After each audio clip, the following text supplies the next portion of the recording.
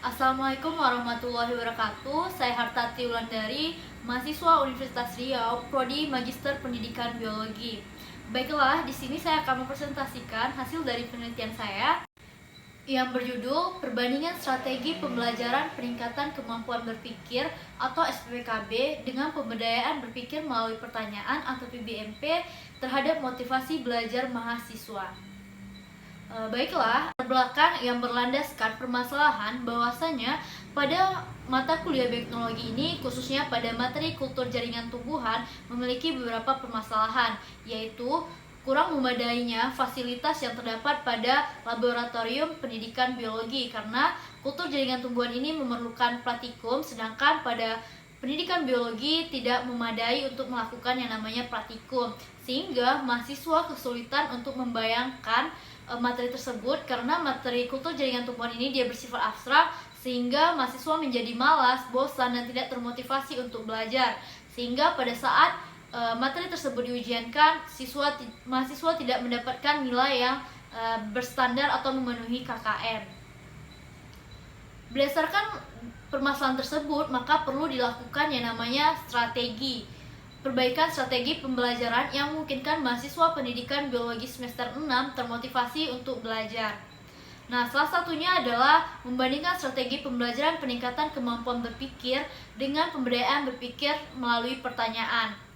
Strategi pembelajaran peningkatan kemampuan berpikir ini merupakan strategi pembelajaran yang bertujuan untuk meningkatkan kemampuan berpikir mahasiswa sehingga mereka dapat berpikir, mencari dan menemukan materi pembelajaran sendiri. Sedangkan PBMP atau pembelajaran berpikir melalui pertanyaan merupakan pola pembelajaran yang dilakukan melalui rangkaian atau jalinan pertanyaan yang telah dirancang secara tertulis dalam lembar-lembar PBMP.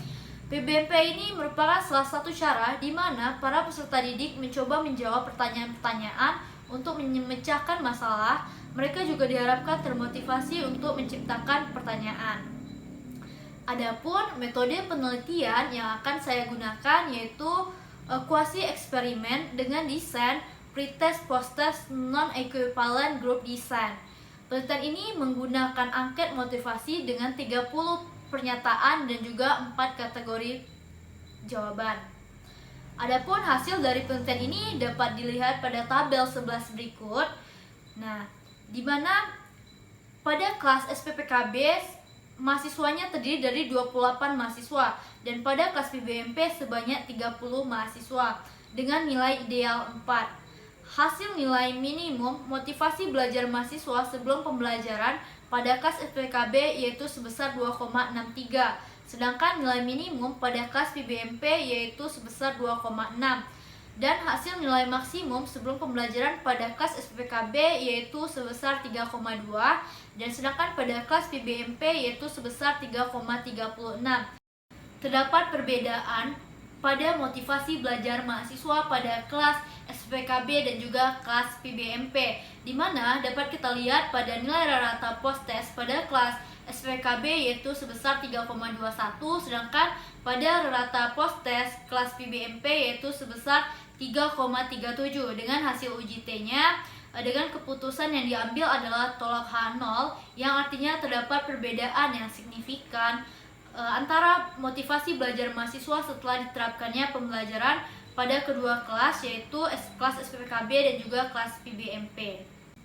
Baiklah, sekian presentasi dari saya akhiri. Wassalamualaikum warahmatullahi wabarakatuh.